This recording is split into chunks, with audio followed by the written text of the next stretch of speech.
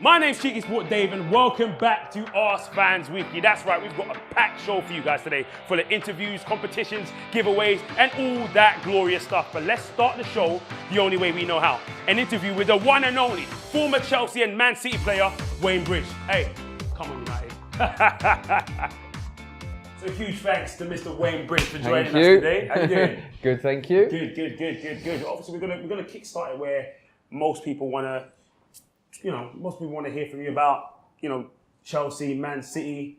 You had some glorious times there, didn't you, over here at Chelsea and Man City? Yeah, probably more Chelsea to be honest. Man City was a bit hit and miss for me. Did all right, but not great. Chelsea obviously had some great times, won some trophies. So absolutely. Yeah. So obviously, your former team Chelsea is currently hitting some form again. Initially, as the season started, most people thought, are they going to fall away? Kind of similar to last season, but then now they're back in, slapping up teams 4-0, coming off the back of beating Manchester United. What's your thoughts on them so far? Well, I was doubting them before the Man United game, so I went to the game and I even doubted Morata a little bit. He's obviously a great player, but I was like, his hold-up play I didn't think was as good as what I see that day, to be honest. But I thought it was unbelievable, the combination he's got with Hazard. I think they look great together. Hazard's flying now. Just the way his feet were brilliant. Morata's feet were great. Yeah. Whatever ball you put into him, he'd deal with it.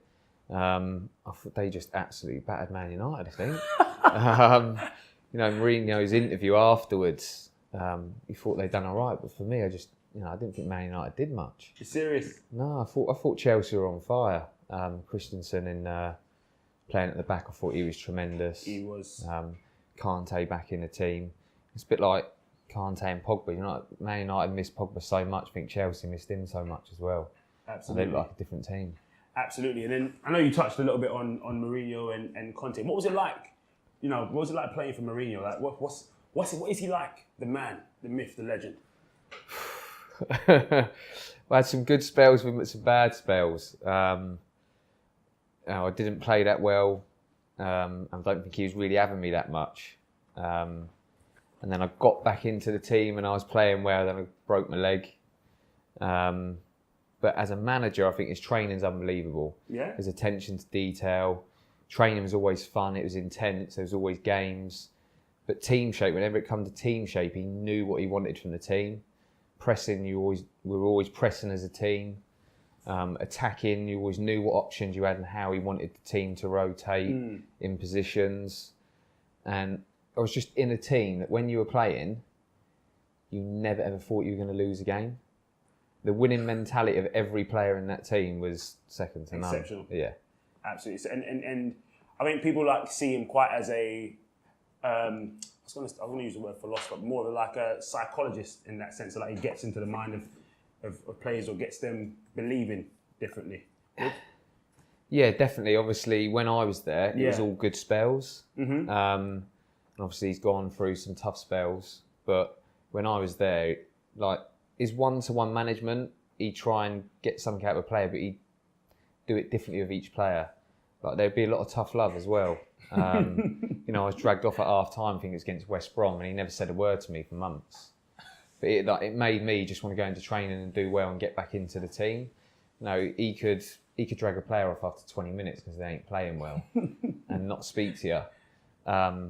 But for the team, I think he was great. He'd do whatever he could for the players. He'd always stick up for the players. He is literally probably one of the best managers. I wouldn't say he's up there with the best. Who would you say the best is? I think it's too difficult to pick. Glenn Hoddle at Southampton, I thought was absolutely amazing. Yeah. And Mourinho. I had Strachan at Southampton, I thought was really good. Mm-hmm. I think Glenn Hoddle and Strachan at Southampton mainly because we weren't a great team, but they had us doing really well. I don't want to miss out. I've had a few managers, so I don't want to miss anyone out. Mourinho, I'd probably just pick Mourinho and Glenn Hoddle as the best managers I've had. What's your thoughts on Chelsea's current loan system, loaning out players? Chelsea's got I think they've got in terms of player-wise, the roster is absolutely massive in terms of the players they've got all over the world. But then so many players don't get the opportunity. Players get loaned out. Loftus-Cheek, we saw him for England playing absolutely amazing. So a lot of players don't really get the chance to shine. It's a difficult one, and I'm glad I'm not involved in it, having to deal with it, to be honest, because you look at Loftus-Cheek and you think, you know, if he'd still be at Chelsea, he might be playing. Mm-hmm. But they've got the money to just go and buy top quality players. It's hard for youngsters to get in the team. And I think youngsters at a young age, it's good for them to go out on loan and play. And I think if they don't, I think it holds them back a little bit. I think it's good that they get them on loan, but I think they should also keep a close eye on them because, you know, if they do that well, it's just get them back. Absolutely. But he's one of them ones that I think has been brilliant. I think I'll take him to the World Cup. I think he's been brilliant. Loftus-Cheek. Yeah, he's an absolute rock star. Against Germany, he was incredible. And they've also let go of like a couple of players in the past. You're touching on Mourinho, a couple of players in the past that right now are like slapping up the league. Disgusting. Like obviously you've got like Mo Salah, like absolutely phenomenal over there at Liverpool, and Kevin De Bruyne, KDB. Oh. He's got Player of the Year already, you know. If he goes injured, he's won it already. Do you know what I mean? He's been unbelievable. He's just on a different level to everyone else. Mm-hmm. He's seeing passes that are just unbelievable. Like if you're up in the stand high up, you can kind of see them passes. But when you're down on the pitch, it's so hard to see. Yeah. Like he's seeing like through players, and the passing's just unbelievable. Like you think how have Chelsea ever let him go? It's just unbelievable. It's completely... His vision's just second to none. And Salah, well, I'm a little bit surprised, to be honest. I think everyone is. Yeah. Like he's been brilliant. He's scoring tap-ins, like curling things in the top corner. He's been brilliant. Yeah, because you know when Liverpool earlier on in the summer were looking at possibly losing Coutinho, everyone was looking at Mane, saying, well, at the end of the day, the truth is Mane is the man in essence, so he can do quite a good job. But nobody really thought that Salah would be on fire the way he's been. You got them three in the team, Mane, Coutinho and Salah. They give me hard. As long as they defence does well, you know, they're going to score goals. Salah, I'm just so surprised. I just can't get my head around it. Like, he was at Chelsea and then Liverpool signed him. Like, I'm shocked how well he's done. Yeah. Like, he's even has he matched Robbie Fowler or is he... Yeah, I think first 12 games, absolutely. How many goals he scored is like some record for Liverpool. I think it's 9 goals in the first 12. Yeah, absolutely. But he's just shown so much quality. His speed as well. He's rapid. It's disgusting. Winning goal, Champions League against Arsenal. Yeah. What was that like? Something like that. Some celebration as well. To be honest, I don't score many, so yeah, it's nice to get a goal. But in that atmosphere as well is unbelievable because. I think Ranieri was crying at the end of the game at some point. Chelsea hadn't beat Arsenal too many times. They talk about that it was a turning point for Chelsea and Arsenal that kind of Chelsea started to step in front of them. Just some game, to be honest. We just threw it away afterwards against Monaco. But that night, I just remember playing a 1-2 with Ida. And Ida always, to this day, just says, oh, you couldn't miss. I put it on a plate for you. But yeah, I think the feedback I've had, Chelsea fans just love me for that goal, to be honest. Yeah. And like I said, for someone who don't score many goals, the buzz was just absolutely unbelievable. I can't even begin to imagine. But that kind of rubber stamped you in Chelsea legendary, to be honest with you. Yeah, like I said, I'm loved for it, I think, the feedback I get, and it's a proud moment. And like I said, the celebration was quite a good night as well. Awesome stuff. Obviously, one of your other former clubs is Man City. We touched on earlier. They're storming the league. Can anyone catch them? Can't see it, to be honest. Arsenal have done it. They've gone unbeaten in the season. I can just see Man City doing it. That's exactly. Ray Parlour was sat right there and said the exact same thing. Part of that team. There. Just can't, unless like Chelsea play like they have been and turn up against Man City and beat them. I can't see anyone else doing it. What? Not even United, December 10th. Maybe if they've got everyone fit, but just think they just look too good. They look like they're going to create chances whoever they play against. Mm-hmm. I look at their team and Pep must have a headache. Picking their front 6 or whatever. It's just, absolutely. They can just play anyone, to be honest. It's incredible. I can't see anyone beating them, to be honest. Wow, that's pretty strong there. Yeah, they could. To be honest with you, I can see it pretty similar from that perspective, to be honest with you. Like you said, they're absolutely creating trust. But I think the only place where they're currently weak is probably at left back. Obviously, with Mendy out. Yeah. January coming round. Luke Shaw. Luke Shaw, 6 months. yeah. Yes. I'm not sure. No, I'm not sure.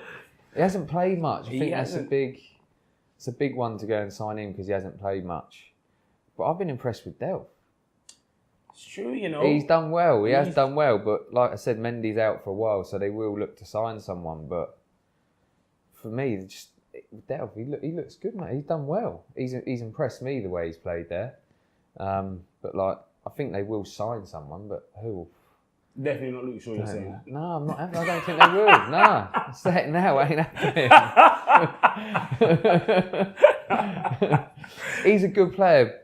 You know, he's had a big injury, but he needs some game time, and I think it's for them to go and sign him, I think they're taking a little bit of a gamble. I think. Yeah, I think because the amount of time, the length of time in which he's been out, you're practically kind of judging him based on what he was like at Southampton, because he hasn't had a consistent run of games at United. For me, I'd probably go and sign Ryan Bertrand if they can get him off Saints. I think he's a quality player. That's an interesting one there. You know, he was tremendous at Chelsea, and the Saints fans that I know can't speak more highly of him. I think he's a good player. And he's a great guy as well. He's a great guy. Yeah, he's a great guy. Yeah, Character-wise, he's a good lad. He's quality. Really good lad. Absolutely quality guy. Moving on from obviously the doom and gloom, the hiring, the firing, the managers at the bottom half.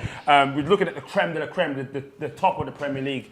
The Man English City. teams. Where else do you look? It's true. In fact, they are one of the ones in which we're talking about here. English teams in the Champions League. Who's got the best chance? You said it already. Where else do you look? Although, like I've always said, Chelsea are going to come good if they get through the period they're at. The little blip they went through. Yeah. January they sign a few more players. I think they'll do well. But for me now, if they just keep everyone fit, they're going to do well, no matter if they sign anyone or not. But for me, Chelsea and Man City. And you know, Man United as well, to be fair, if they keep everyone fit. Like Pogba's come back, they're just a different team. Absolutely. So them three. I think Tottenham, they done well against Real Madrid. It's Real Madrid. But I don't bet much. And I've done a bet the other week and accumulated. Real Madrid were the only team to let me down. Oh, what? The only team. That, would you? My first ever accumulator. I'm but they haven't been great. And you know, Tottenham done well against them, but you know how they done against Arsenal the other day. I just think, you know, they ain't got that consistency. And I think Arsenal were, the way they played against Tottenham, the way they played against Chelsea, and that if they play like that, you know, they're still a decent team, but I just don't think Tottenham are up there enough at the moment. So for me, it's just the United, the Chelsea, and City. Bellamy's put his name in the hat for the Wales job. You played with him. I'd love to see him be a manager, to be honest. Proper character. I got on really well with him. You know, some people say you love him or hate him. I think he's great. He's just so passionate about the game, and you see it when he plays. I love to see it as well. I love it when he loses his temper. I think it's brilliant. But in training, like just gives everything. You know, he works hard. When I was at City, I think he was one of our best players. He fell out of Man City, and I'm thinking, how is he not playing? He's probably been our best player. He worked when I was there. We were training with the kids. Man City just wasn't having us, so he stuck us with the kids. But he would always stay behind and help the kids out. Like even in that scenario, he'd get a fullback, like do this, or the winger, like he'd try and help him out.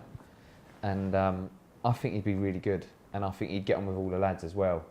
As long as you're mentally tough as a player, you'll be all right. You'll be all right. Because he could ruin a few people, but I'd like to think he's intelligent enough to be able to deal with players individually. But I think he'd be really good.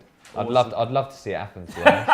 Might put myself in there for assistant. Yeah, that's what I was going to say. I'll give him a call. I need to get on and do my badges. Get onto one of your WhatsApp, mate. Listen, mate. All right, you absolute beauties, we are still giving away this copy of Football Manager 2018. All you gotta do is hit the subscribe button on the Ask Fans YouTube channel. Now, I've lost to Ray Parler, I've lost to Clinton Morrison. It ain't gonna be a 3-0 whitewash. Wayne Bridge, you're going down. It's time for table football. All right, it's time for redemption. Are you ready for this? Yeah, I ain't losing. If I lose, it's best of 3. All right, first to 3. Let's go. All right, now listen. Real quick, before you before you start. Oh my days. Go on. Nah, listen, not early doors. Before you start. Unlucky.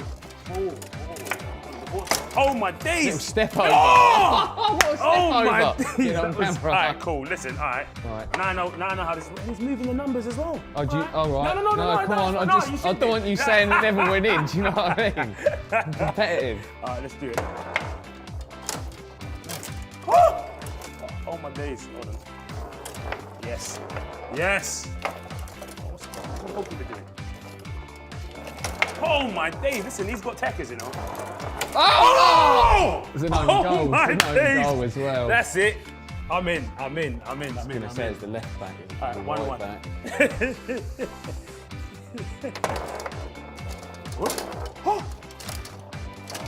Oh my days. That was almost. Listen, Wayne. Yeah. Good question. Go on. Are you any good at this? I'm right when I have a drink. I'm better when I have a drink at like local pub used to have table football and darts. You've actually got techers with this, you know. I'm seeing the. Oh, get my in! days. Listen, nah, it's not happening. It's like Zane Jesus, wasn't it?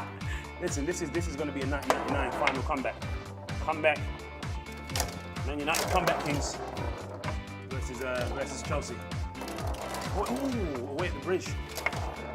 Oh my days! No! Oh my days! Ah, stuck one. I got to roll it back in. No, I'll let you have that. Oh. It's tight. Oh my days. I might get my left back to score the last goal. Left back, yeah? Yeah. Told ya. Oh! Oh my days! Listen. The intensity. Here he is again. The intensity is. The intensity is serious. Oh, no. I thought I was going for another on goal there. Oh my days. Oh my days. This is Wayne. Here we go. Here we go. Semi-pro. Ooh, I'm saying defense. Is that 3 at the back? Oh. There we go. Here we are. Still through. I can't get out my arse. It's like Tottenham v Arsenal. I thought that was a certified goal. I thought we had a Clinton Morrison replay moment right there. Oh! Get in. Is that 3? Yeah, that's 3. Oh my days, it's over. Oh, listen. 3-1. Quality, I've got to say you're the best one I've played so far, to be honest with you. I'm telling you, I should have beaten Ray Parler. That's the reality. That's it. I shouldn't have been easy on Ray. I was banking on the rest of the people being worse. Do best of 3, but I don't think it's going to work for you still. I've got too much. It's been awesome. Thanks Cheers, a lot, mate. Thank you. Take care. Now, before we get back to Wayne, we've got something special for you. We've teamed up with our friends at Classic Football Shirts to offer you 10% off the entire range. All you got to do to get involved is click the link in the description below and use the promo code AskFans10. Now, back to my favorite part of the show. Last week, we had Clinton Morrison as our Ask Fans Storytime guest, giving us a special rendition of one of his favorite stories. Now it's time to listen to Wayne Bridge. Wayne, over to you. All right, Wayne Bridge with Ask Fans Storytime. So probably going to go back to my Man City days where it wasn't going too well. So the start of the season, Mancini asked me not to come back for a couple of weeks while the team went away on pre-season. So also figured out our surplus to requirements then. So I was training with the kids. He stuck me with the kids. There was a few of us, Craig, Bellamy, Shay Given, Ali Bell, there's quite a few of us. And a few of them managed to leave in the transfer window, but I was still there. And it coming up to Christmas time, I'm thinking, oh, I've got a week off over Christmas. Doesn't really happen because the kids that I was training with get the time off over Christmas. So just getting ready to go home for Christmas, first Christmas at home for a while, and Mancini calls me over and goes, oh, you're training with us now. So I'm a bit like, well, why? and basically ended up with a bit of to and fro.